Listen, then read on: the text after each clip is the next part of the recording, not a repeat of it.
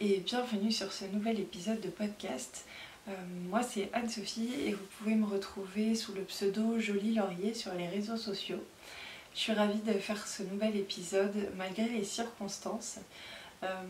Donc on vient de nous annoncer un mois de plus de confinement, donc jusqu'au 11 mai pour le moment. Voilà, nous ça va bien, j'espère que c'est le cas chez vous aussi. Si c'est pas le cas, j'espère que ça va vite s'arranger pour vous et pour vos proches. En tout cas, continuez à bien rester chez vous et à bien prendre soin de vous. J'espère que vous arrivez à trouver un petit rythme, un petit équilibre dans cette période trouble, on va dire. Donc voilà. Je suis toujours dans ma chambre à coucher, mon mari est en télétravail, il est en réunion toute l'après-midi, donc voilà, je pouvais pas aller dans le salon, je pouvais pas aller dans mon atelier, voilà, il reste plus beaucoup de pièces après ça, et mon fils dort, donc je vais essayer de pas parler trop fort encore une fois. J'espère que c'est pas dérangeant et que vous m'entendez bien quand même. Dites-le moi sinon si la qualité est trop pourrite. Mais voilà. Aujourd'hui on va commencer par une petite session blabla. Je la mets au début parce que quand même je pense qu'il y a des trucs qui vont vous intéresser dedans. Donc je le dis ici. Pour commencer par le moins intéressant, vous remarquerez peut-être que j'ai changé le titre. En fait avant je mettais podcast tricot couture ou quelque chose comme ça, et en fait j'ai changé parce que déjà je trouve ça trop restreint, c'est-à-dire je suis pas à l'abri de vouloir tenter autre chose, et aussi parce que je me rends bien compte qu'il y a des fois où j'ai tout simplement pas de couture à vous présenter par exemple, et du coup c'est un peu trompeur quoi. Enfin, je trouve ça un peu dommage de mettre couture dans le titre de mon podcast alors que par exemple j'ai un minus projet à vous présenter ou voire pas du tout, donc voilà, je trouve ça un peu faux entre guillemets, donc j'ai décidé de changer ça. Et aussi parce que j'ai pas envie de me forcer à faire des projets, c'est-à-dire j'essaye de bien garder en tête ce pourquoi j'ai commencé ce podcast. Parce qu'honnêtement, le fait de faire le podcast, on peut très vite glisser vers un « oh là là, faut que je fasse mon podcast et j'ai pas de contenu dans tel truc par exemple ». Et du coup, j'ai pas envie de me forcer à faire un projet couture par exemple, parce que je n'ai rien en couture pour ce podcast. Comment dire, je veux vraiment continuer de faire les choses par plaisir uniquement, en suivant mes envies et en continuant à faire mes propres choix, et de pas me laisser un petit peu happer par cette chaîne en cherchant à produire, alors que c'était vraiment pas du tout le but de base. On est dans un but de partage et de bien-être, et faire rentrer une notion de productivité là-dedans, pour moi ça gâcherait un petit peu tout ça. Voilà, je sais pas si c'est clair. Voilà, toujours est-il que c'est pour ça que j'ai changé le nom des podcasts en fin de compte. Deuxième chose que je voulais vous dire, c'est qu'en fait j'ai récemment posté un nouveau tutoriel que j'ai réalisé sur la base des fiches techniques de Alice Hammer, que vous pouvez d'ailleurs retrouver sur son site internet, donc elle les met à disposition totalement gratuitement. Vous pouvez les télécharger, les imprimer, elles sont en français et en anglais, et elles sont trop belles. Et c'est vrai que moi je les ai imprimées, et j'ai un genre de classeur que j'aurais pu prendre, d'ailleurs, si j'avais un peu mieux préparé la chose, où j'ai tout mis à la fin, parce qu'en fait, j'essaye de pas trop imprimer de choses, mais ça, je trouve ça bien quand même, parce que c'est des choses vraiment étape par étape, et à chaque fois que je fais une étape, j'ai mon téléphone qui s'éteint, et du coup c'est vraiment pénible de devoir à chaque fois retaper le code PIN à 6 chiffres, nanana. Souvent ça me déconnecte de mon drive, donc il faut que je me reconnecte à mon drive, que je recherche dans tous mes dossiers pour arriver à la fiche technique de blablabla. Donc voilà, donc pour le coup ces fiches là je les ai imprimées. Et comme ça je les ai toujours sous les yeux, j'ai toutes les techniques sous les yeux quand je tricote. Donc c'est bien utile. C'est une série que je pense continuer, toujours sur la base des fiches d'Alice Hammer. A priori ce premier tuto vous a bien plu. Voilà, j'ai eu des retours comme quoi c'était assez clair dans les explications. Le focus était pas foufou, mais voilà, en fait je suis pas youtubeuse née, j'apprends. Donc voilà. Donc du coup j'espère que je vais continuer à progresser, mais j'ai pas forcément encore en main l'appareil photo. En tout cas voilà, j'aime beaucoup faire des tutos. C'est un tuto qui était dans la boîte depuis longtemps et j'ai très envie d'en faire d'autres. Niveau technique, je sais pas trop comment je vais me débrouiller parce qu'en fait c'est une copine qui m'avait prêté son trépied. Je lui ai rendu avant le confinement. Si j'avais su, je l'aurais gardé. Et du coup, bah, voilà, on va voir comment je vais faire, mais j'ai très envie d'en faire d'autres en tout cas. Troisième point, c'est peut-être celui qui va le plus vous intéresser. En fait, j'ai remarqué qu'on était déjà 1950 et des brouettes sur cette chaîne. Et du coup, je trouve ça vraiment fou. Et je voulais vous remercier parce que ben, c'est juste génial. Ça fait peut-être cloche ou cliché, genre ah ouais, dis merci. Mais non, mais vraiment, c'est sincère. Merci, c'est ouf. Et du coup, j'ai envie de vous gâter. Donc, quand on atteindra les 2000 abonnés, sachez que je lancerai un concours.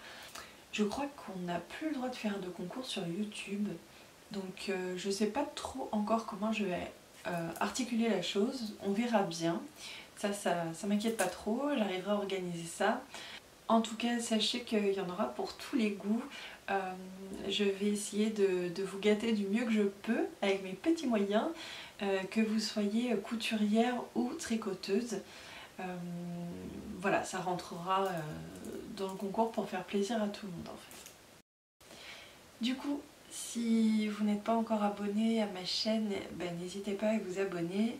N'hésitez pas à partager la bonne nouvelle avec vos copains ou vos copines tricoteurs, tricoteuses, couturiers, couturières.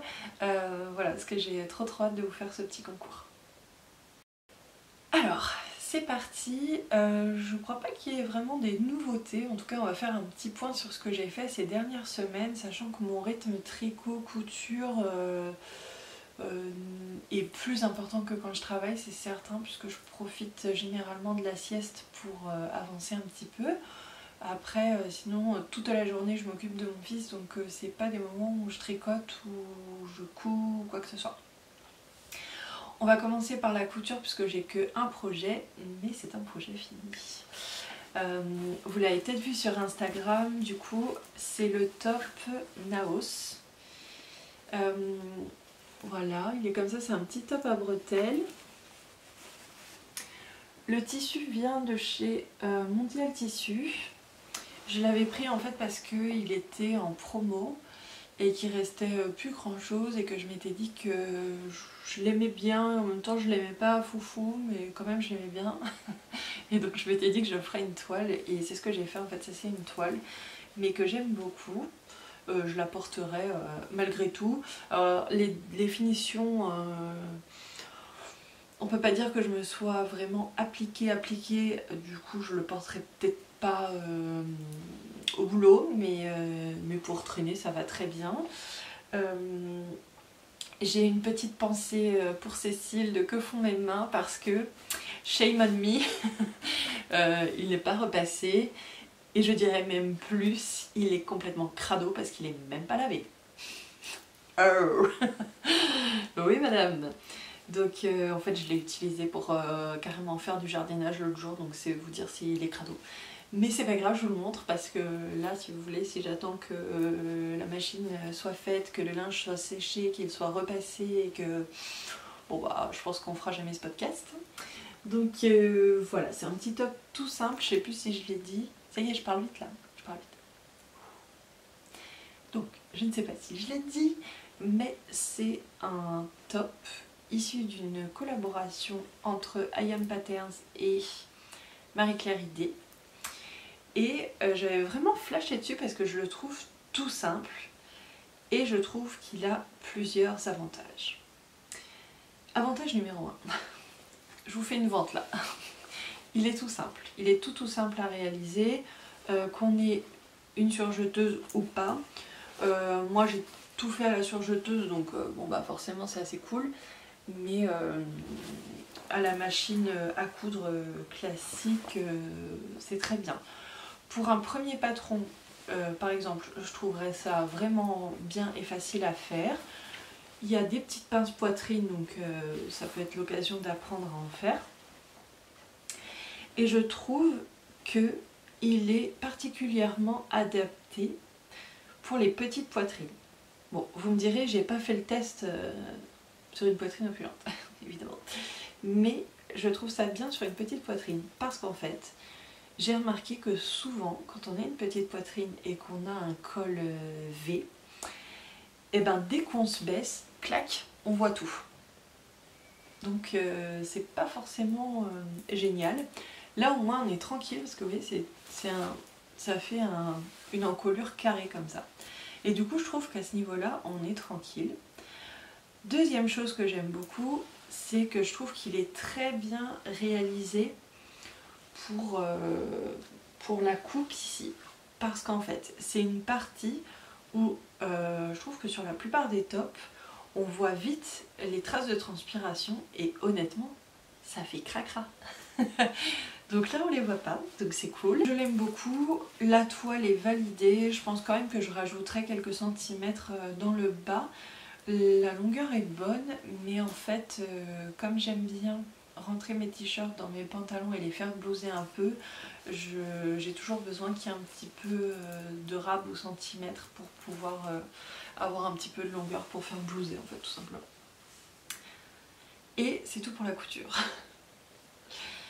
Voilà, donc bah écoutez, si le tricot ne vous intéresse pas, je suis désolée, il n'y avait pas grand chose aujourd'hui. Mais voilà, c'est comme ça. Et du coup, si vous partez maintenant, bah à bientôt, bonne journée.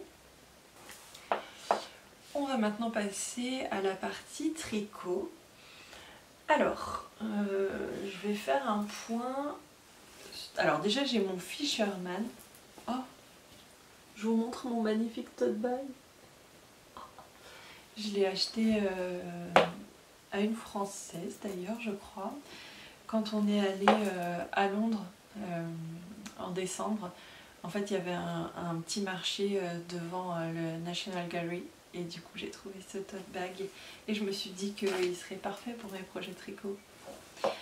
Vu qu'on manque toutes de tote bag, n'est-ce pas? Alors mon Fisherman, je rappelle le Fisherman, c'est un modèle de Alice Hammer.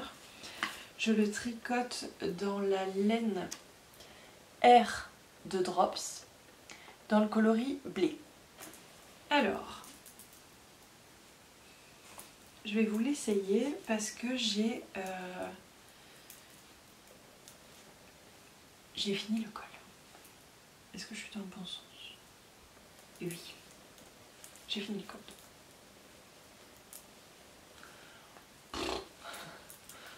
Donc voilà. On en est là. Vous voyez, c'est un col bateau. J'essaie de vous montrer, mais c'est pas évident. C'est pas facile. Clac. Voilà. Donc j'ai bien avancé. Mon objectif c'était de finir le col. C'est chose faite. J'ai avancé un petit peu. Après j'avoue que c'est un modèle qui a des torsades tous les rangs endroits.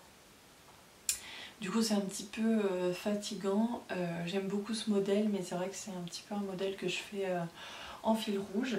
Donc j'avais comme objectif de finir le col et après je suis repassée sur mon autre tricot. En tout cas, je l'adore, j'ai hâte qu'il soit terminé. Franchement, j'ai trop hâte de le porter l'hiver prochain. Je le trouve très beau et honnêtement, je n'aurais jamais pensé pouvoir réaliser ça. Je trouve ça incroyable, ça fait 1 an que je tricote. Et si on m'avait dit il y a 1 an, quand j'ai fait mes premières mailles, que j'allais tricoter ça, franchement je l'aurais pas cru. Pourtant une fois que je suis dessus, c'est pas si compliqué, mais au visuel je trouve qu'il y a tellement de choses que ça paraît très compliqué. Ça ne l'est pas forcément, mais ça paraît. Ça demande de l'attention, c'est sûr, d'autant plus si on est débutante, enfin je veux dire... donc moi je le fais avec Elise de la chaîne et du compte Instagram Stitches, et aussi avec Dorian, donc sur Instagram c'est Whims of the... Oh, quelle idée de s'appeler comme ça aussi, Whims of a Feather. Et du coup je sais que moi j'utilise mon aiguille à torsade, que je regarde le patron non-stop. Je sais que Elise n'utilise pas d'aiguille à torsade et qu'elle a retenu même pour faire le diagramme. Alors je sais pas où j'ai un cerveau de poisson rouge, mais pour moi c'est impossible. Déjà j'ai besoin de me rassurer en regardant le diagramme, etc. Et en plus, je sais pas, non, je n'y rêve pas. Donc voilà, donc tout ça pour dire que ça dépend des gens, mais que si vous hésitez, bah allez-y quand même, parce que c'est pas bien grave. Au final, tout le monde portera son pull en fait. Pour moi, c'est un peu comme pour les enfants, vous voyez, de dire oh, il a marché à, je dis n'importe quoi, hein, 12 mois. Oh, bah le mois, il a marché à 14 mois. Bah moi, oh là là, il a 16 mois, il marche toujours pas. Bon, après, je pense pas qu'il y ait des enfants qui marchent pas à 16 mois. Bref. En fait, on s'en fout. L'idée, c'est que de toute façon, à 18 ans, ils marcheront tous, ils parleront tous. Bon, mis à part soucis de santé, on s'entend, mais... Et bah pour moi, le tricot, c'est pareil, en fait. Hein. Peu importe la manière que vous utilisez, le temps que ça vous prend, au final, vous portez votre pull, quoi. Donc bon, c'est un petit peu tout ce qui compte. Voilà, puis comme ça, je fais durer le plaisir. En même temps, je ne vais pas le porter maintenant, donc il n'y a pas d'urgence, mais je tiens vraiment à aller au bout de ce projet. Par contre, il me tient vraiment à cœur. Il me plaît beaucoup. Donc mon deuxième projet, c'était le fameux hack de patron. Je sais pas si je ferai une vidéo séparée, mais enfin je vais pas vraiment rentrer dans le détail puisque là il n'est pas fini, donc je préfère vous en parler vraiment un peu plus à la fin. Donc voilà. C'est un hack d'un patron Cézanne. Je pars sur la base du RL et je le tricote dans de la laine Langue. Donc c'est la marque qui m'a envoyé la laine. Je l'adore. Et justement, là mon deuxième objectif c'était de terminer le col de celui-là, enfin le col de rejoindre les épaules en fait. Et je trouvais ça intéressant de vous le remontrer aujourd'hui parce que je voulais vous montrer vraiment la différence avant et après blocage de la laine. C'est un truc de fou. Donc en fait, la laine que j'utilise, donc il y a celle-ci c'est leur Merino 100% laine vierge compact 130. Et en fait c'est une laine très retordue. Et pour le petit lace de mohair, là c'est leur fil lace, voilà, qui contient énormément de soie. En fait, c'est ça que je vous ai pas dit la dernière fois. Le mohair, généralement, on est sur du 70-30, quelque chose comme ça, je crois 70% de mohair, 30% de soie, quelque chose comme ça. Et là, en fait, je vais aller vous chercher l'étiquette. Mais bon, voilà. Donc je disais, je suis allée chercher ma petite boîte. Oula. Voilà, il m'avait envoyé ça dans cette boîte là, c'était vraiment nickel, c'est arrivé impeccable. Donc je vous disais, le Langue Lace comme ça, en fait, là c'est 58% de mohair et 42% de soie.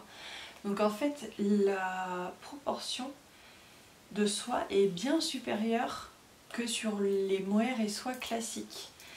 Et c'est notamment pour ça que j'ai choisi cette laine pour ce projet, parce qu'en fait le RL c'est un boxy, on a besoin de soie, on a besoin de drapé.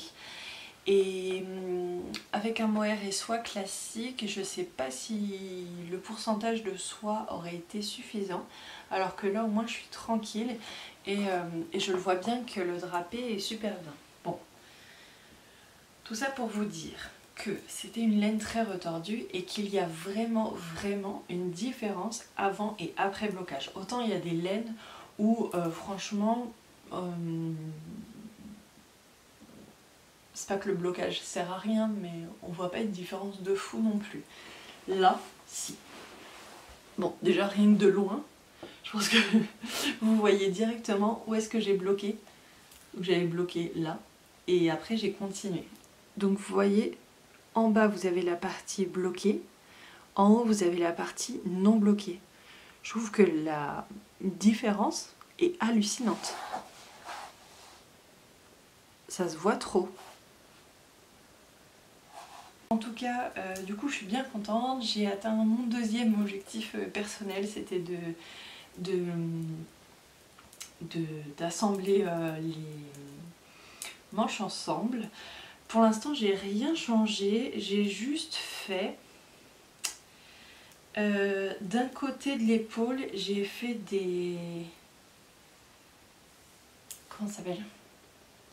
Des German Short Rows, et de l'autre côté j'ai fait des wrap and turn. En fait, je sais que les German Short Rows c'est plus simple à faire, mais moi j'ai plus l'habitude des wrap and turn.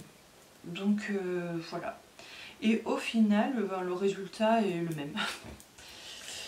Donc ouais, ça change rien du tout. Donc prenez la manière que vous préférez, parce qu'au final, niveau rendu, c'est exactement la même chose, selon moi. En tout cas, j'ai pu l'essayer, la taille est bonne. Le col est assez bateau quand même, donc on va voir. Mais en tout cas, la taille est bonne. On voit bien que le drapé est... drapé non, mais que voilà, que le fini est souple. Donc c'est exactement ce que je voulais. Là, je suis en train de construire le col.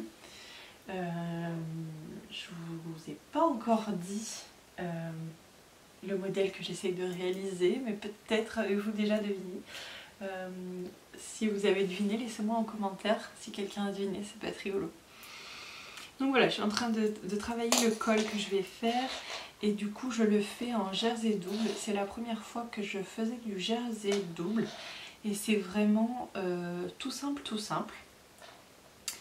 Donc en fait il suffit de faire une maille en droit, ensuite on repasse le fil devant comme si on voulait tricoter à l'envers, et ensuite on fait glisser la maille à l'envers. On repasse le fil derrière, on fait une maille en droit, on repasse le fil devant, on fait une maille glissée à l'envers, etc., etc.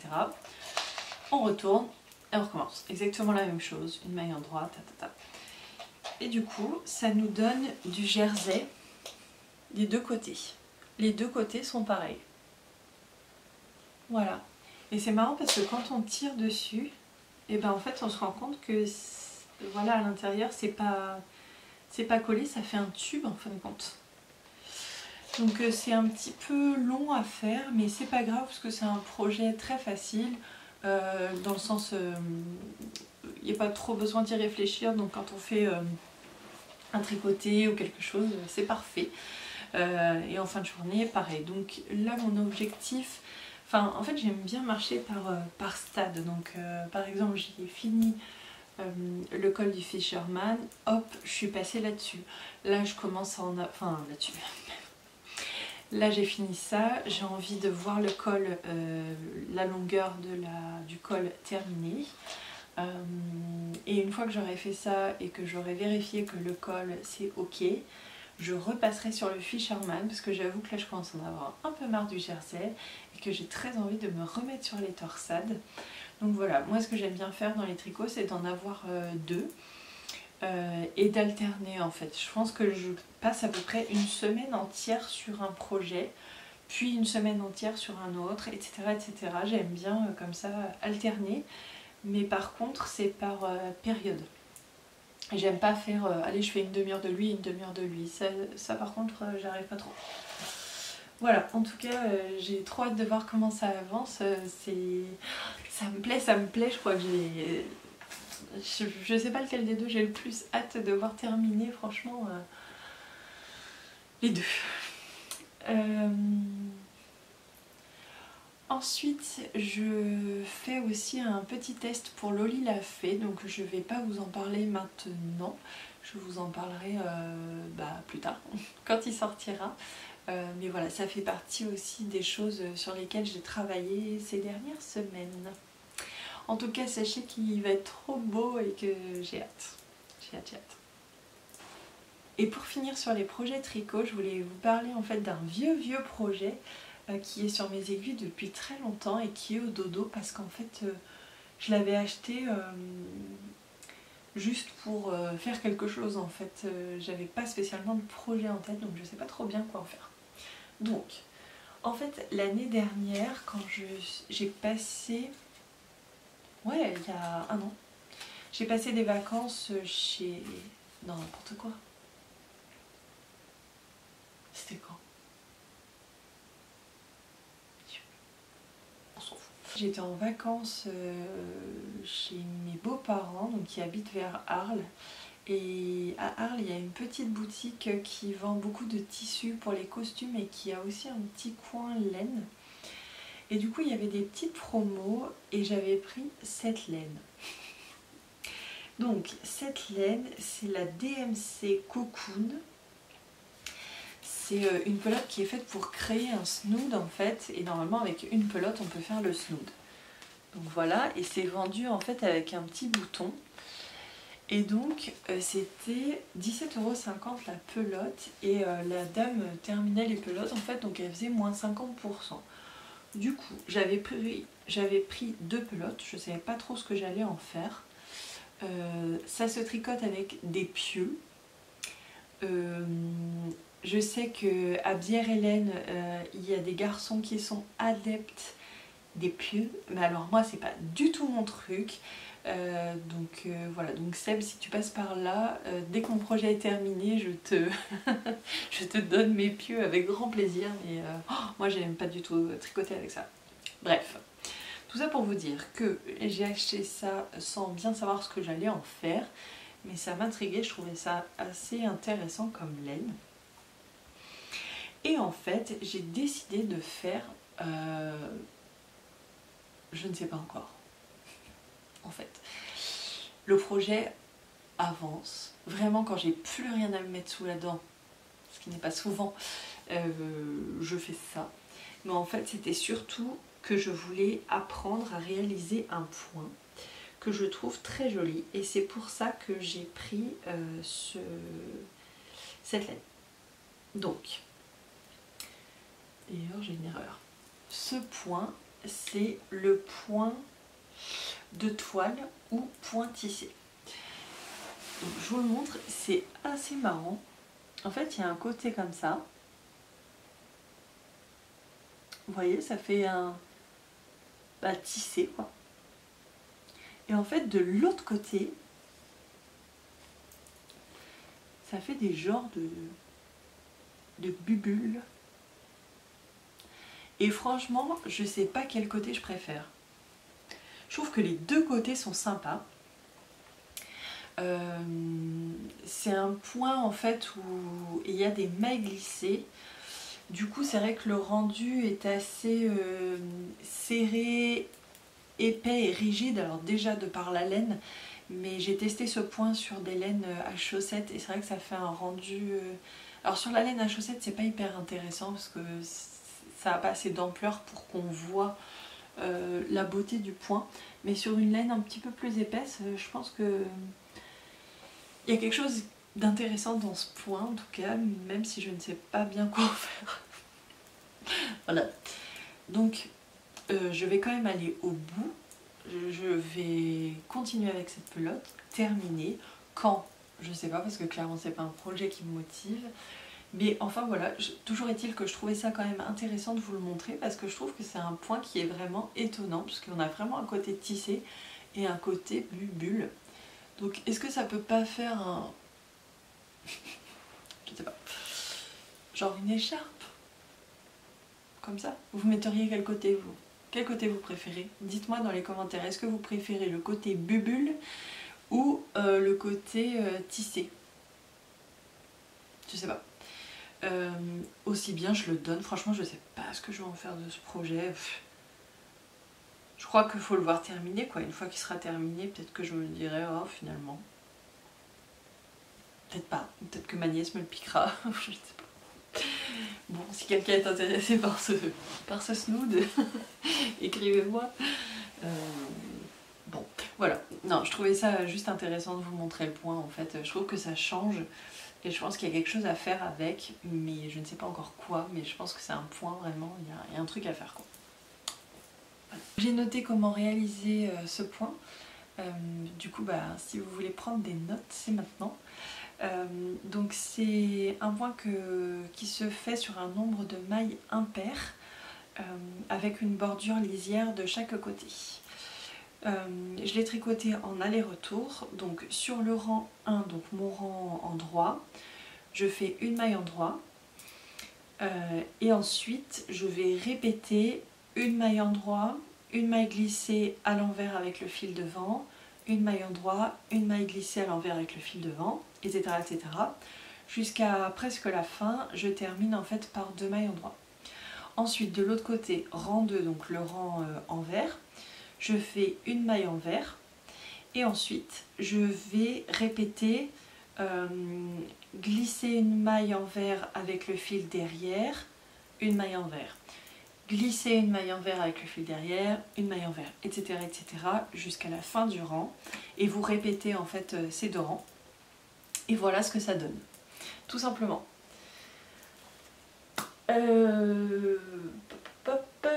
Et ben voilà, je pense que c'est tout pour le tricot. Sur Instagram, je vous avais ouvert en fait un genre de foire aux questions, en tout cas pour voilà, si vous aviez des petites questions pour compléter cet épisode. Vous aviez des questions, donc je vais y répondre maintenant. Alors première question, c'est Vircou74 qui me dit « Qui t'a appris à tricoter et à coudre? J'adore tes podcasts, merci beaucoup pour le partage. » Eh ben écoute, merci beaucoup à toi surtout de regarder les podcasts et de prendre le temps de me laisser un petit message, c'est adorable. Franchement j'en profite pour vous dire que j'adore lire vos messages, j'adore répondre à vos messages. Je réponds pas toujours sur l'instant parce que je vais toujours les lire en fait dès que je les vois, mais parfois je suis dans des situations où je ne peux pas répondre, notamment voilà, quand je suis au travail ou quand je m'occupe de mon fils. C'est pas des moments où je peux répondre parce qu'en fait j'aime prendre le temps de vous répondre et de vous faire des vraies réponses. Et du coup ça prend du temps et j'aime bien me poser et vraiment réfléchir à ce que je vous dis, etc. Du coup c'est vrai que ça prend du temps et que je suis pas toujours disponible pour faire ça au moment où je lis le message, mais en tout cas normalement je réponds à tous les messages. En tout cas si j'ai pas répondu c'est pas volontaire. Donc pour revenir à ta question, qui t'a appris à tricoter et à coudre? Donc à tricoter en fait j'ai appris toute seule, j'ai appris en suivant un tuto de Headband de My Name is George, donc c'est Catilina, et c'est comme ça en fait que j'ai appris à faire la maille en droit, la maille envers. J'apprends beaucoup via des tutos YouTube tout simplement, via des patrons. En fait c'est aussi les techniques qui rentrent au fur et à mesure qu'on fait des nouveaux patrons. Et aussi beaucoup avec mes copines du Bière Hélène. C'est vraiment un groupe qui est super chouette pour ça. C'est vraiment un groupe qui est vraiment dans l'échange, dans le partage. C'est souvent des filles qui aiment beaucoup transmettre leurs connaissances, leurs petites astuces, etc. Donc j'apprends beaucoup grâce à elles. Et à coudre,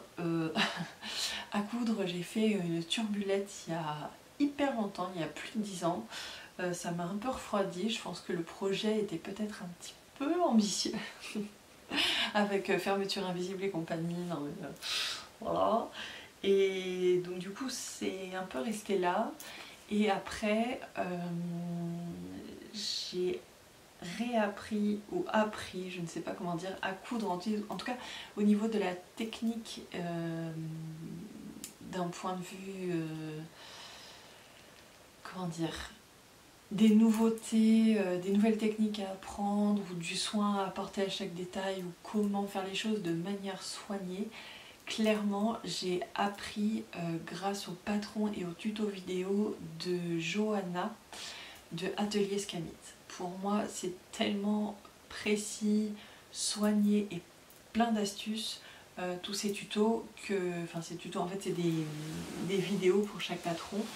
Je les trouve tellement géniales et j'ai en fait vraiment appris avec ça. Voilà. Donc ensuite c'est mon coin de bonheur qui me dit coucou, depuis combien de temps couds-tu? Combien de temps par jour, par semaine y consacres-tu? Donc je couds depuis 1 an, je m'y suis mise en février, janvier-février dernier. Et combien de temps par jour et par semaine y consacres-tu? En fait ça dépend, j'ai du mal à m'y mettre en fait à la couture, j'adore ça mais j'ai du mal à m'y mettre. Faut dire que c'est quand même vachement plus confortable d'être dans son canapé avec son projet tricot. Et ce que j'aimais bien moi en fait c'était quand j'étais en arrêt, c'est de me faire des journées entières. Vraiment je me lève et je fais que ça jusqu'au moment d'aller chercher mon fils. Ça j'aime bien, j'arrive, j'ai une bonne capacité de concentration, je peux me concentrer intensément pendant des heures et ça me plaît d'ailleurs. Donc je faisais ça. C'était pas tous les jours mais presque. En fait au début c'était tous les jours et ensuite ça s'est un petit peu espacé. Donc au début je faisais tous les jours, que ça aille bien, que ça n'aille pas. Faut savoir qu'à l'époque il y avait des journées où je dormais pendant la journée entière, j'étais incapable de faire quoi que ce soit d'autre. C'était vraiment, j'étais épuisée. Et tous les jours, je faisais quelque chose en couture, peu importe quoi, même une mini couture, un mini... Je me rappelle que je faisais même des tests de points en fait, juste voir comment ça avançait, même si c'était que 10 minutes, mais tous les jours je faisais. Voilà. Maintenant que j'ai repris le travail, etc., j'ai un peu plus de mal à trouver mon rythme, mais ce que j'aime bien faire, c'est en fait tout préparer le week-end. Donc pendant les siestes de mon fils, je découpe mes tissus, mon patron, etc., je prépare tout. Et en fait comme ça, pendant la semaine, j'ai plus qu'à assembler, j'ai vraiment plus que le côté plaisir.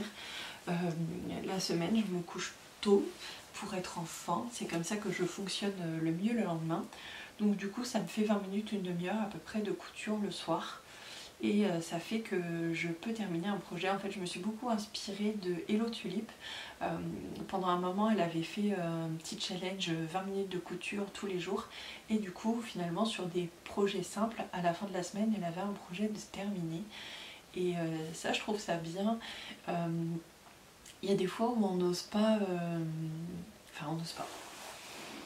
Par exemple, il y a beaucoup de gens qui aiment lire, mais qui ont l'impression qu'il leur faut du temps devant eux, genre 1 heure de dispo pour lire, parce que sinon c'est pas possible d'avancer. Et en fait, si vous lisez par exemple 10 minutes tous les jours, vous allez finir les livres, alors que sinon vous les termineriez même pas en fait, si vous attendez toujours le moment où vous allez avoir le temps et t'y est. Donc voilà, c'est ça l'idée. Je vois que la batterie clignote. J'ai pas du tout fini. Bon, je vais essayer de continuer. Quel est ton premier ouvrage tricoté en rond? Mon premier ouvrage tricoté en rond, c'était le bonnet Dents de Lion de Elong avec Anna. C'était de la laine langue aussi que j'avais utilisée. Et je l'aime toujours autant, il est très très doux. Oh ben non, mais pas du tout, je dis n'importe quoi. C'était bien le bonnet Dents de Lion de Elong avec Anna, mais c'était avec de la fil d'art et j'ai donné cette version-là à ma nièce. Bon, c'était celui-là, mais une autre couleur et une autre laine. Alors là, j'ai une copine, donc Camille, qui m'avait laissé un message. Ça n'a rien à voir, mais je vous le lis parce qu'il m'a vachement fait rire. Voilà. Donc elle m'avait mis « On se voit quand ?» hihihi, hashtag hors sujet, hashtag tu sors, hashtag ah bah non t'as pas le droit. Bon, moi je la trouve vachement bonne. Bref. Là vous êtes plusieurs, donc Fanny Bru, Albanita Fashion Illustration et Mélanie Meldad à me demander comment ça va. Et bien écoutez, ça va très bien. En fait, vous vous demandiez aussi comment ça va, comment je vis le fait d'être enfermée alors que j'ai été enfermée beaucoup pendant mon arrêt. Ça n'a rien à voir. Pendant mon arrêt, ça n'allait pas. Là, ça va. Je suis en famille. Enfin, voilà, c'est pas du tout les mêmes conditions. En arrêt, j'étais pas bien et épuisée à un tel niveau que je ne pouvais rien faire. Là, c'est pas le cas. Donc, je suis fatiguée, mais ça va. Donc, tout va bien. Mais c'est adorable de prendre des nouvelles en tout cas. Tic tic tic. Donc Jumiette me demande quel est ton jeu de société préféré. J'ai beaucoup aimé cette question. Mon jeu de société préféré. Je sais qu'il serait bon de dire que j'aime les jeux, comment on appelle ça, de coopération, etc. etc. Eh ben non. Oui, j'aime ces jeux-là, mais mon préféré, c'est le Gang of Four. Et en fait, là, autant dire qu'il n'y a pas de coopération, hein, ça finit mal, généralement. C'est un jeu qui vient de Hong Kong, à la base. Il ne se joue qu'à 4, enfin 3 ou 4, donc pas plus. Donc c'est un peu l'inconvénient du jeu, mais voilà. Et il rend complètement accro. La première fois que j'y ai joué, on est resté jouer jusqu'à 5h du mat. Voilà. Et à chaque fois qu'on l'a fait découvrir à des amis, on est resté jusqu'à 2h, 4h du matin, enfin des soirées interminables. Quand bien même les gens nous disaient « Oh non, non, on est fatigué, à 11h on va au lit. » Oui, c'est cela. Donc voilà, ce jeu je l'adore.